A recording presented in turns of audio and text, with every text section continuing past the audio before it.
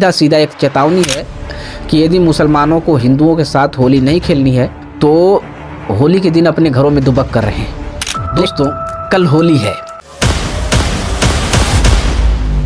और होली को लेकर सरकार पूरे देश भर में सुरक्षा की कड़ी व्यवस्था कर रही है। लेकिन क्यों?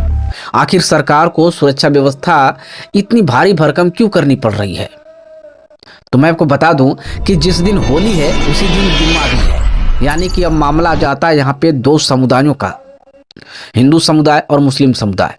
वही मुस्लिम समुदाय का कहना है कि हम होली किसी भी कीमत पर नहीं खेलेंगे, लेकिन वही हिंदू समुदाय का कहना है कि हम तो होली खेलेंगे। यानी जब दो आवेश विपरीत दिशा में हो तो धमाका तो निश्चित है। और शायद यही कारण है कि पूरे देश भर में सरकार को सुरक्षा की कड़ी व्यवस्था करनी पड़ रही है। लेकिन क्या हिंदू मुस्लिम विवाद का डर पिछली सरकारों को भी लगता था? क्या वो भी सुरक्षा व्यवस्था इतनी बड़े पैमाने पर करती थी? खैर, मैंने एक वीडियो देखा जहां पर आज के 30-40 साल पहले यहाँ राजेश ठाकुर द्वारा है, वहाँ रामलीला होती थी। रामलीला में हम लोग जाते थे तो कम से कम अगर 40 हिंदू गया तो 60 मुसलमान जाते थे रामलीला देखने। आज स्थिति इन नेताओं ने ये कर दिया है कि आज अगर वहाँ कुछ होने लगा, कुछ भी होने लगा, तो वहाँ पे यही डर लगा रहता है कहीं ऐसा ना हो विवाद पैदा हो जाए। दरअसल इससे एक बात साबित हो रही है कि हम देख रहे हैं कि भारत की राजनीतिक व्यवस्था जितना ज्यादा डेवलप हो रही है उतने ही भारतीय समाज में दरार पड़ती जा रही है, धार्मिक आधार से भी और जातीय आधार से भी।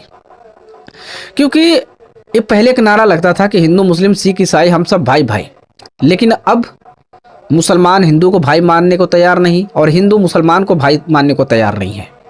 लेकिन एक बात कॉमन है जो मैं आपको बताना चाहता हूँ, गौर करके सुनिएगा कि मुसलमान को अगर देखा जाए तो सिर्फ धर्म के आधार पर हिंदुओं से बटा हुआ है, लेकिन जाति के आधार पर नहीं बटा हुआ है। जाति को लेकर उनमें गाने नहीं बनते, जाति को लेकर अहंकार भी नहीं होता। लेकिन वही हिंदू धर्म में आइए तो इसमें धर्म के आधार पर मुसलमानों से तो बटे ही है, और जाति की तो बात ही छोड़ दीजिए साहब। पूरा हिंदू समाज जो है जाति में बंटकर एक दूसरे से लड़ रहा है। राजपूत गुर्जर समाज को भैंस चोर बता रहे हैं, यानी कि राजपूत जो है वो गुर्जर समाज से लड़ रहे हैं। जाट समाज के लोग कह रहे हैं कि कृष्ण हमारे जाति के हैं, यानी जाट जो है यादवों से लड़ रहा है। और बहुत सारी जातियां हैं जो जाटों समाज से लड़ रही हैं। मतलब ये लोग जितनी जातियों में बटे हैं सारी जातियां आपस में भी लड़ रही हैं। खैर, सब छोड़ो, अगर हम होली की बात कर लें तो आजकल एक सीईओ साहब काफ़ी चर्चा में हैं, ठीक है, जिनका नाम है अनुज चौधरी। खैर, इनका एक आजकल बयान जो है काफ़ी सोशल मीडिया पे वायरल हो रहा है। दरअसल इनके बयान से तो लगता है कि ये पब्लिक सर्वेंट यानी एक पुलिस वाला कम सरकार के एजेंट के रूप में ज़्यादा काम कर रहे हैं। दरअसल इन्होंने बयान दिया है कि जुम्मा एक साल में 52 बार आता है, लेकिन होली केवल एक बार आती है। तो हमने जो सुरक्षा का व्यवस्था किया है देश भर में, वो केवल और केवल होली खेलने वाले हिंदुओं के लिए किया है, ना कि जुम्मा की नमाज पढ़ने वाले मुसलमानों के लिए। यानी इनका मानना यह है कि एक मुसलमान जो है वो होटल में भी नमाज पढ़ लेता है, ठीक है, रेलवे प्लेटफार्म पर पढ़ लेता है, ट्रेन में पढ़ लेता है, सड़कों पर पढ़ लेता है। तो होली के दिन जो जुम्मे की नमाज पढ़नी है वो नमाज मुसलमान अपने घर में पढ़ेंगे। यानी इनका सीधा सीधा एक चेतावनी है कि यदि मुसलमानों को हिंदुओं के साथ होली नहीं खेलनी है तो होली के दिन अपने घरों में दुबक कर रहे हैं। लेकिन इस सीईओ साहब से मुझे ये कहना है कि जब मुसलमान सड़कों पे नमाज पढ़ता है तो क्या सड़कों पर चलने वाले हिंदुओं को पकड़कर जबरदस्ती नमाज पढ़वाता है? नहीं ना। तो फिर मुझे लगता है कि यदि कोई मुसलमान जुम्मे की नमाज अदा करने के लिए यदि मस्जिद में जा रहा हो रास्ते से, तो किसी हिंदू को जबरदस्ती उनके ऊपर रंग नहीं डालना चाहिए। खैर, इसके बारे में जब कुछ मुसलमानों से पूछा गया तो मुसलमानों ने कहा कि जुम्मा एक साल में 52 बार पढ़े चाहे 100 बार पढ़े, लेकिन हम जुम्मे की जो नमाज है वो मस्जिद में ही पढ़ेंगे।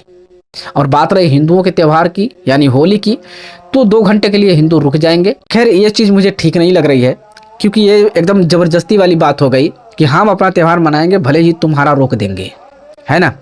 यानी तुम साल में 52 बार जुम्मे की नमाज मस्जिद में पढ़ रहे हो, लेकिन एक दिन नमाज जो है आप घर में नहीं पढ़ सकते, जबकि आप इस तरह के तमाम पब्लिक प्लेस में नमाज पढ़ते रहते हो।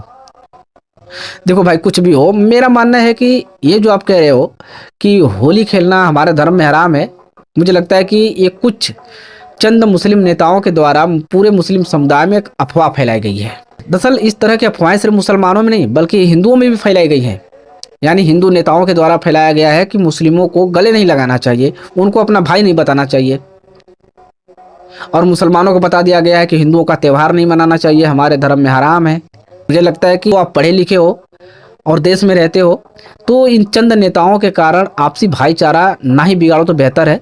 आप भाईचारा बना के रखो। और मैं अंत में बस दो चीज़ें मुसलमानों के लिए और हिंदुओं के लिए कहूँगा। पहला बात जो है कि मैं हिंदुओं के लिए कहना चाहूँगा कि देखो भाई, अगर मुसलमानों से आपको भाईचारा बना के रखनी है और उनके साथ होली खेलनी है, तो मुसलमान जब जुम्मे की नमाज अदा करने जाएं होली के दिन, तो आप उन्हें रंग मत लगाना। जब वो नमाज पढ़कर आए तब आप उनको गले भी लगाना और रंग भी लगा लेना, ठीक है। और मुसलमानों से मैं कहना चाहता हूँ कि कुछ चीज़ें आप छोड़ दो भाईचारा के लिए, ठीक है। आप नमाज पढ़ने जाओ, जब नमाज पढ़ के आओ तो हिंदुओं के साथ होली खेल लो, ठीक है, उनको गले लगा लो। अगर भाईचारा देश में बना के रखना है तब